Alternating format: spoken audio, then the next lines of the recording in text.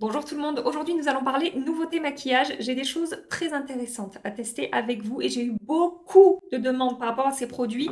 Tout d'abord, le nouveau fond de teint de chez L'Oréal. Je le vois passer partout sur les réseaux sociaux. J'ai reçu des dizaines et des dizaines de messages sur Instagram et sur YouTube aussi où vous me demandiez de tester ce produit et de vous dire ce que j'en pense. Je l'ai reçu de la part de Nice Work Paris. J'ai malheureusement une teinte un petit peu foncée pour ma peau. C'est la teinte Light Medium, je crois. Oui, 3-4 Light Medium. Mais il est tellement léger au niveau de la couvrance que je vais pouvoir le faire fonctionner. Je vais aussi tester avec vous et vous parler de la nouvelle palette Mini Metropolis de Natasha Denona. En fait, on a un kit palette et pinceau et je pense que je vais avoir pas mal de choses à vous dire par rapport à cette palette là. Je vais la comparer évidemment avec la grande Metropolis de Natasha Denona. Je vous rapproche de moi et je passe tout de suite à l'application du maquillage. Je vais commencer par vous parler de ce kit de Natasha Denona avec une mini palette, donc la mini Metropolis, et un pinceau offert quand on achète la mini Metropolis. Je crois que c'est la première fois qu'elle fait ça. La taille de la mini palette est exactement de la même taille que les autres mini palettes de la marque. C'est juste qu'on a un pinceau en plus. Alors moi je l'ai acheté sur le site de Fil Unique. Je vous avais partagé le bon plan sur Instagram et sur YouTube aussi il me semble. Quand c'est sorti sur le site de Fil Unique, même si c'est un petit peu plus cher que sur d'autres sites, il y avait un code de moins 30%. Donc finalement je l'ai payé 22 € au lieu de 28. Sachant que si je ne dis pas de bêtises, les mini palettes Natasha Denona sont vendues 25 € sur le site de Sephora. Je ne sais pas si ce sera exactement le même prix vu qu'on a le pinceau en plus. On verra bien. Je crois que sur Sephora, ça sort le 8, le 9 ou le 11 novembre. J'ai un doute, enfin pas qu'un seul apparemment, il y en a plusieurs, mais attendez, laissez-moi vérifier. Normalement ça sortira chez Sephora en magasin le 8 novembre, alors des fois ils sortent les produits un petit peu avant sur le site internet, je ne sais pas. Pour vous parler un petit peu des teintes qu'on va retrouver dans cette mini Metropolis, qui est une petite version de la grande Métropolis de Natasha Denona qui existe maintenant depuis un an ou deux, je ne sais plus. Sachez tout simplement que si vous avez la grande Métropolis, vous n'avez absolument pas besoin d'acheter la petite Métropolis. Et je vous avoue que je ne me suis pas trop renseignée avant de l'acheter parce que, en fait, en général, dans les mini palettes que sort Natasha Denona, on n'a pas forcément les mêmes teintes que dans les grandes palettes. On va avoir le même thème, et encore ça dépend apparemment, puisque la mini rétro ne ressemble absolument pas à la grande rétro, mais ceci est un autre sujet. En général, sur les mini, Natasha Denona propose de nouvelles teintes qu'on ne va pas forcément retrouver dans les grandes palettes. Ça n'est absolument pas le cas pour cette mini Métropolis, puisque 3 des 5 teintes se trouvent déjà dans la grande Métropolis. Cette teinte et celle-ci. Sachant que celle-ci, bon, on peut facilement les retrouver ailleurs, dans d'autres palettes, enfin vraiment c'est très très très classique, on va dire que les 3 teintes sympas de la palette, ce sont ces 3-là, et bien ces 3-là sont dans la Métropolis. Même si j'avais bien vu qu'il y avait des ressemblances entre ces deux palettes-là, la grande et la petite, j'étais persuadée que ce serait que des nouvelles teintes dans cette palette-là. Ça n'est pas le cas. Voilà. Par contre, si vous n'avez pas la grande Métropolis qui était une édition limitée et que celle-ci vous intéresse et c'est également une édition limitée, ça peut être intéressant pour vous. En plus, je trouve que c'est vraiment très réussi en termes de mini-version et grande version.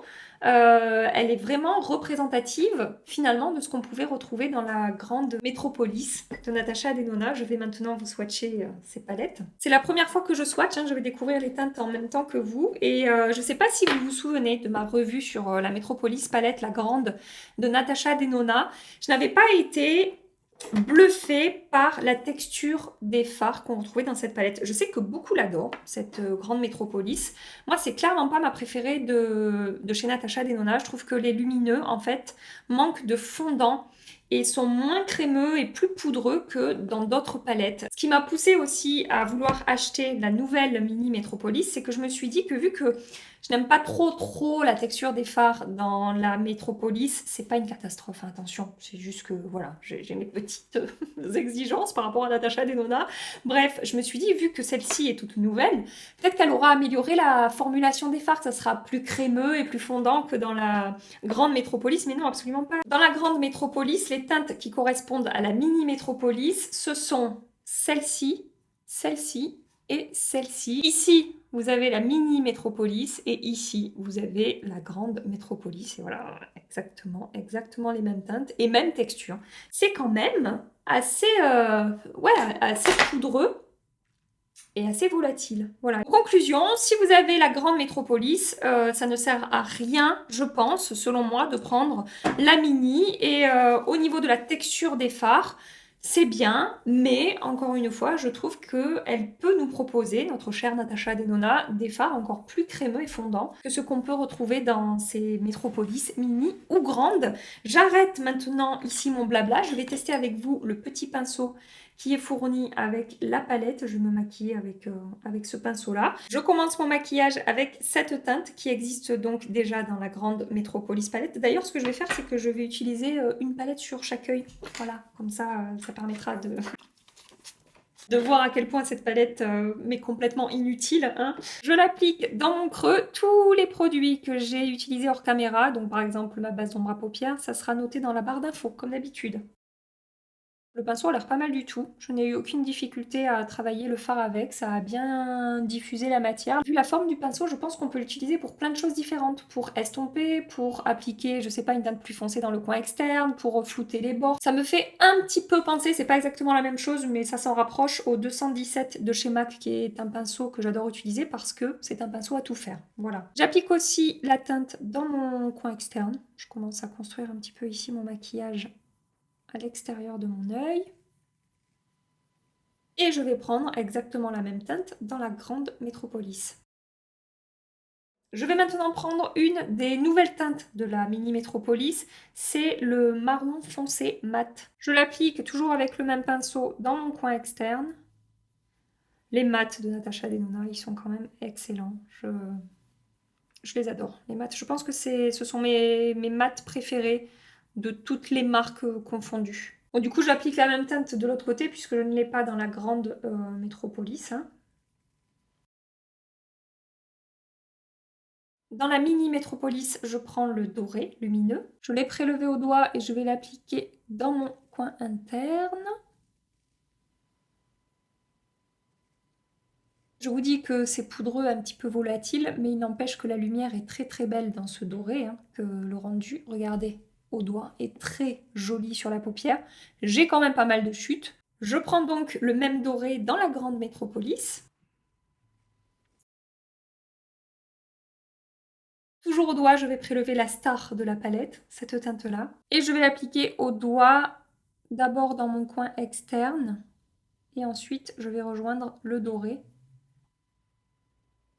Et j'ai également pas mal de chutes, du coup, j'en reprélève un petit peu. Je viens fondre ici le doré et le bleu vert canard là. Avec un pinceau précis de la marque Nabla, c'est le Lip and Detail. Alors moi je l'utilise pas sur les lèvres, hein, j'utilise sur les yeux. Je vais juste un petit peu, comment dire, définir dans mon creux ici le bleu et le doré.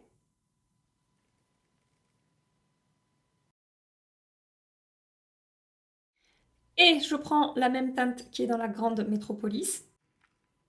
Et je fais exactement la même chose.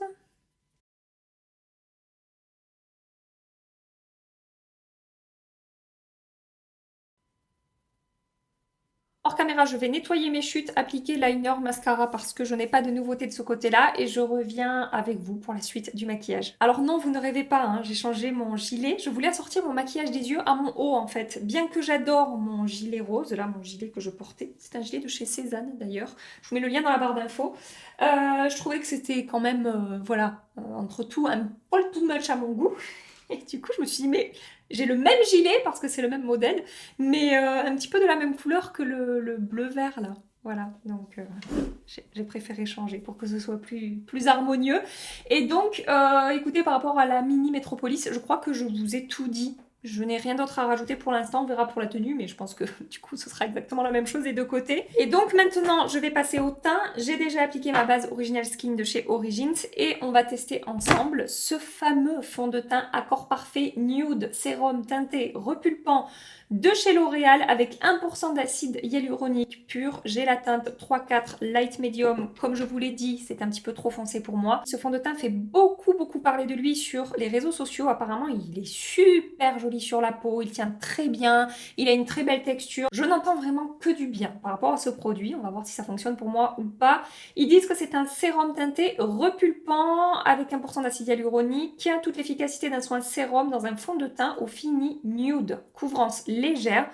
Fond de teint unifie, illumine le teint instantanément pour un fini peau nue parfaite et éclatante. Alors clairement, avec ce produit, de ce que j'ai pu voir au swatch et par rapport aux promesses, ça va être à mon avis super léger, à peine un petit peu teinté. Ça va juste, à mon avis, apporter bonne mine et rehausser un petit peu le teint, unifier un tout petit peu. Mais si vous avez des jolies choses, comme ce que je me trimballe là sur la peau depuis quelques jours. Il faudra soit vous en foutre, soit faire de la correction ciblée si jamais vous voulez les faire disparaître. Ce fond de teint est vendu en 9 teintes différentes et il coûte 15,50 €. D'un côté, je vais l'appliquer au pinceau et de l'autre côté, je vais l'appliquer à l'éponge. Vous êtes plusieurs à m'avoir recommandé l'application au pinceau plutôt qu'à l'éponge parce qu'il est tellement liquide et fin et léger que l'éponge a tendance à tout absorber. Donc écoutez, je dégaine mon pinceau It Cosmetics que d'ailleurs je vais tester avec vous aujourd'hui. Enfin, c'est un pinceau fond de teint en édition limitée, le Heavenly Luxe, c'est comme ça qu'il s'appelle. Superstar Flawless Foundation. Regardez-moi cette jolie forme d'étoile et j'ai pas encore pris le temps de le tester. Donc écoutez, c'est l'occasion. Regardez, la teinte ça donne ça. C'est pas non plus 4 tons au-dessus de ma carnation, mais peut-être un demi, voire un ton au-dessus. Et vous voyez, c'est super léger. Je ne sais même pas si vous voyez du coup. Je vous rapproche. Et en parlant de It Cosmetics, mon code avec les moins 30% est bientôt fini. Là, on est jeudi soir, si vous regardez cette vidéo jeudi soir. Le code finit vendredi soir, demain en fait, le 29 il me semble. Je préfère le préciser parce qu'après, samedi, je vais recevoir des messages. On va me dire, Gabi, c'était quoi ton code moins 30% It Cosmetics, s'il te plaît, tu peux le partager? Oui, mais c'est fini. Ça arrive tout le temps, ça. Mais vraiment tout le temps. Et alors, l'application de ce fond de teint avec ce pinceau, c'est passé à merveille. C'est vraiment super joli. On voit que ça a unifié mon teint. Je pensais que ça serait plus lumineux, gras que ça. Et en fait, pas du tout. Ça m'apporte un petit éclat léger naturel. Oh là là, mais qu'est-ce que c'est joli! C'est complètement fondu. Je n'ai pas l'impression d'avoir appliqué du fond de teint au niveau de la texture. J'ai l'impression de juste avoir mes soins sur la peau. C'est complètement imperceptible. Et je vois la différence par exemple dans le cou. Vous voyez au niveau de la teinte qu'on voit hein, que ça a quand même apporté une petite légère couvrance. C'est un petit peu unifié. Mais il est trop beau sur la peau. Ça a eu tendance même à lisser un petit peu mes pores. Là, j'ai les pores moins apparents de ce côté que de ce côté. Si ça tient bien, je comprends les avis ultra positifs par rapport à ce fond de teint. J'ai même pas envie d'appliquer à l'éponge de l'autre côté, tellement ça s'est bien passé au pinceau. Je sais pas quoi faire. Bon, je vais quand même le tenter à l'éponge de l'autre côté. Forcément, j'utilise plus de matière à l'éponge, hein, comme avec quasiment tous les fonds de teint, par contre, ils sont vraiment épais. Et voilà, ça couvre un petit peu moins, enfin c'est encore plus léger, on va dire, on va pas dire que ça couvre, on va dire que c'est encore plus léger que avec le pinceau à fond de teint. Clairement, vous aurez une couvrance juste légère avec ce fond de teint. Je pense même pas, on peut peut-être moduler un tout petit peu, mais couvrance moyenne, ça sera pas possible. Je maquille mes lèvres parce que ça permet aussi de voir un petit peu la couvrance que va apporter le produit, vous voyez. Voilà. Parce que des fois sur la peau, quand on a des couvrances très légères, on a du mal à voir la différence. Ouais, non, définitivement, ce fond de teint est magnifique sur la peau. Vraiment, je ne vois aucun effet de matière. Ça a bien unifié, c'est complètement fondu. J'ai pas l'impression d'avoir appliqué de fond de teint. C'est lumineux mais pas trop. C'est très joli. Franchement, bon, j'ai ce truc là qui m'enquiquine. Attendez, je vais faire un petit test. Voir si j'arrive à moduler un petit peu. Je reprends le pinceau It Cosmetics.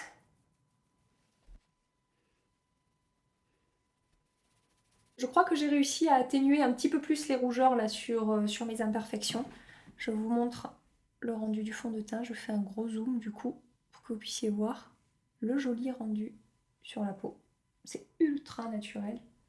Super joli. Je suis très contente. J'espère vraiment, mais vraiment que ça va tenir. Je poudre mon teint. Non, j'applique mon anti-cerne, le Lancôme, poudre tarte. Je vais faire ça hors caméra. Le fond de teint s'est très bien comporté avec ma poudre tarte. Je n'ai pas plus d'effet de matière avant ou après l'avoir poudré. Et finalement, une fois qu'il est poudré, je trouve que la couvrance est quand même... Enfin, il y a quelque chose en plus. C'est pas non plus ultra léger, sachant que j'ai appliqué mon anti-cerne juste sur mes cernes. Je n'ai pas fait d'autres corrections comme quoi quand même les cernes. C'est une catastrophe.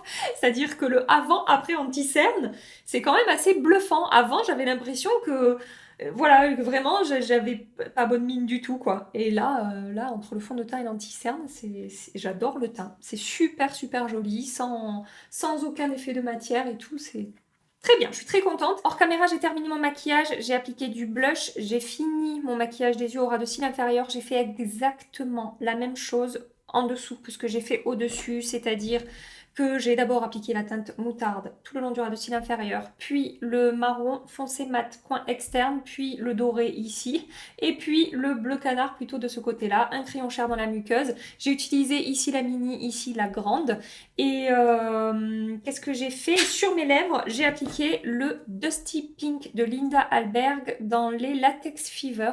J'aime toujours autant ce rouge à lèvres, hein. Ça fait très longtemps que je vous en ai pas parlé, mais c'est une beauté sans nom, ce truc. Bref, voilà, j'ai terminé ça parce que je suis un petit peu pressée. Je suis désolée, donc hors caméra, ça va plus vite pour moi. Et le plus important a été dit par rapport au fond de teint, par rapport à la palette. Je reviens évidemment ce soir pour vous montrer la tenue des produits. Sachez quand même que par rapport au fard doré de ces palettes Metropolis, la mini ou la grande, quand je vous dis que c'est un petit peu plus poudreux et volatile que d'autres fards chez Natasha Denona, sachez que, par exemple, rien que d'avoir fait mon ras de cils inférieur, j'ai un petit peu plus de chute que d'habitude. Voilà, je voulais vous le dire. Je vous montre le rendu global. Non, d'abord de près, faisons les choses dans l'ordre. D'abord de près pour ce maquillage. Regardez le fond de teint comme il est joli sur la peau. Je n'ai aucun effet de matière, aucune démarcation. C'est vraiment... c'est très très beau. J'espère vraiment que ça va tenir et que ça va bien se comporter. Malgré les points négatifs que j'ai évoqués par rapport à la texture des fards de ces palettes, j'aime quand même bien le rendu de, de mon maquillage, hein. Et voilà, et donc je vous montre maintenant le rendu d'un petit peu plus loin. Personnellement, j'aime beaucoup le rendu final de ce maquillage. Je ne sais pas ce que vous en pensez. N'hésitez pas à partager votre avis sur les produits que je vous présente aujourd'hui dans les commentaires si vous avez déjà testé, parce que le fond de teint, je sais que certaines d'entre vous ont déjà craqué. La palette, je sais aussi que vous avez craqué comme moi sur Fil Unique quand elle est sortie. Et je vous dis du coup à tout de suite pour vous, à tout à l'heure pour moi pour parler de la tenue des produits. À tout à l'heure. Ça fait maintenant 8 heures que je porte le maquillage. Je n'ai fait aucune retouche. Petit rappel, j'ai la peau mixte et je porte aujourd'hui sur ma peau un fond de teint sérum teinté, un produit infusé de soin sur une peau mixte. Je n'ai pas fait de retouche. Franchement, je suis bluffée par la tenue de ce fond de teint. En fait, c'est simple, il tient aussi bien sur ma peau que le infaillible 24 heures Fresh Wear qui est mon fond de teint favori depuis des mois et des mois. Aucun fond de teint ne détrône celui-là. Alors, vous dire que celui-ci a détrôné celui-là, non. C'est un premier jour de test, donc il faut que je continue les essais. Mais pour le coup, ça s'est super, super bien comporté sur ma peau. Je brille un tout petit peu sur le front. J'ai la peau mixte, je vous rappelle. Donc c'est même pas que c'est juste correct. C'est que là, en fait, c'est vraiment très, très positif sur ma peau. Je n'en reviens pas. Je n'ai aucun effet de matière. Il ne s'est pas déplacé, il n'a pas migré. Je ne brille pas sur mon menton, je ne brille pas sur mes ailes du nez. Alors la différence avec le 24 heures Fresh Wear, c'est qu'il est quand même plus couvrant que le Accord Parfait Nude, mais en termes de tenue et de texture en fin de journée sur la peau, c'est similaire en fait. C'est-à-dire que celui-là, il ne me fait jamais rien qui me chagrine sur mon maquillage. Et bien là, aujourd'hui, c'est pareil. Et franchement, j'avais un petit doute quant à la tenue par rapport à ma... Pas quant à la tenue, mais plutôt par rapport aux brillances au cours de la journée sur ma zone T, puisque c'est quand même un produit qui est infusé de soin.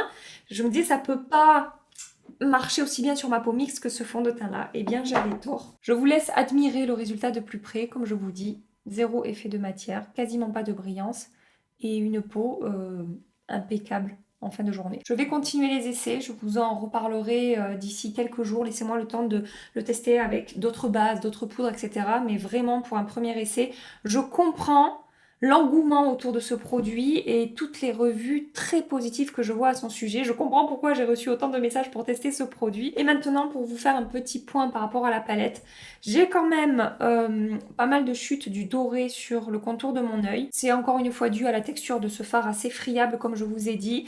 Et bien que le résultat du make-up soit très joli sur les yeux aujourd'hui, hein, voilà, j'ai été très contente, j'ai eu beaucoup de compliments sur mon maquillage, etc. De mon côté, même constat que pour la grande métropolis, les textures, je suis pas hyper fan. Et en fait, tout ce que j'ai pu vous dire sur la métropolis, eh bien, vu que les teintes sont exactement les mêmes pour les trois là. Bah, en fait, j'ai le même avis que pour la grande métropolis.